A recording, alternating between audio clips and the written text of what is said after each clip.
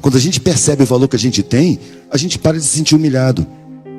A primeira vez que alguém mandou eu sair com desprezo, sai daí, seu vagabundo, eu ri, porque isso não me humilha. A grosseria da arrogância não me humilha em nada, porque a arrogância é a capa da insegurança. Essas pessoas morrem de medo.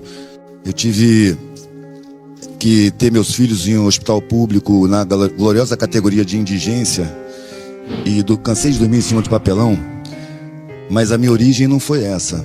Minha família era abastada, minha família tinha bastante grana, meu pai era oficial do exército, eu estudei em ótimas escolas. Só que eu tinha uma diferença, eu me incomodava com os privilégios que eu tinha.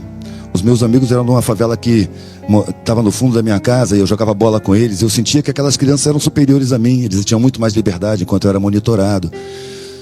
Eu percebia que eram pessoas muito mais livres do que eu era preso.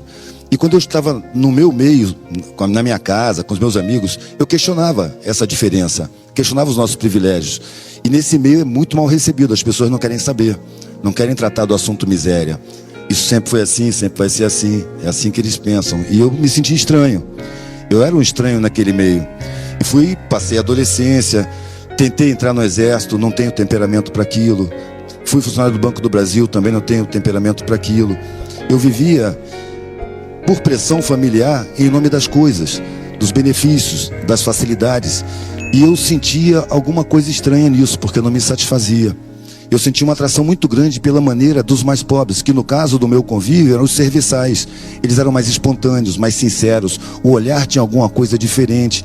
E eu tentava me aproximar deles, eu ia para as festas e ficava na cozinha, conversando com os garçons, com os cozinheiros, com as pessoas, com os faxineiros, que me tratavam muito bem, mas não me tratavam com igualdade, porque quando se tratavam entre si, eu sentia que era diferente. Eu era um riquinho legal.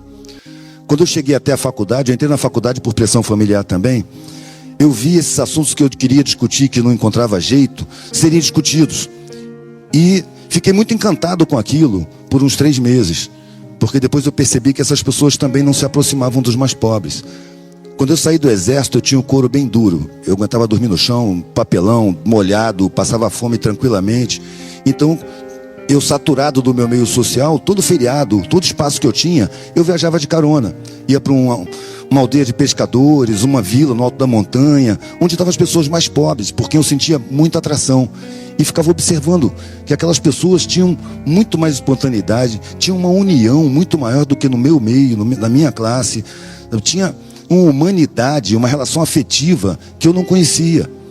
Aí eu resolvi, já decepcionado com a faculdade, não ter nada, vou fazer a experiência do que é não ter nada, eu quero andar pelo mundo sem nada. Só que aí a família, ofendida com a minha opção, cortou relações, e o que era para ser uma experiência virou situação, e assim eu vivo até hoje. E aí eu cheguei no meio mais pobre, pedindo o que comer, pedindo onde dormir, e as pessoas começaram a me olhar com igualdade. Como eu tinha a visão condicionada, porque a gente é condicionado por uma mídia safada, cheia de psicologia do inconsciente, eu cheguei no meio dos mais pobres como quem chega no meio dos ignorantes. Eu vou ensinar eles, porque eu tive mais escolas. E começava a falar da humanidade, da desigualdade, mas a língua que eu falava não era a língua daquele lugar. E as pessoas ali já estavam me olhando com igualdade, porque eram fodidos, mais do que todo mundo. Então eu percebia que com igualdade eles eram mais espontâneos, eles riam da minha cara, do meu jeito de falar. Eu de repente me dei conta que ninguém entendia o que eu estava falando. Aí eu me senti um idiota, 2 vezes.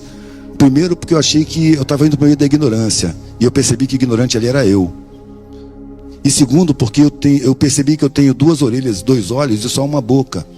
Eu tenho que ouvir mais, observar mais e falar menos. E eu comecei a fazer isso, prestar atenção.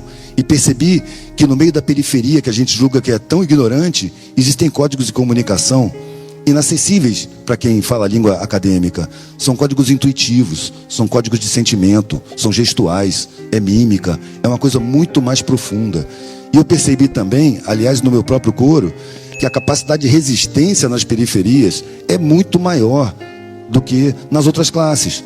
Porque quem trata com dificuldade ganha força. Ali se acostuma, aqui todo mundo sabe disso, se acostuma a tratar com dificuldade, superar perdas o tempo todo. Dificuldade gera resistência, facilidade gera fragilidade.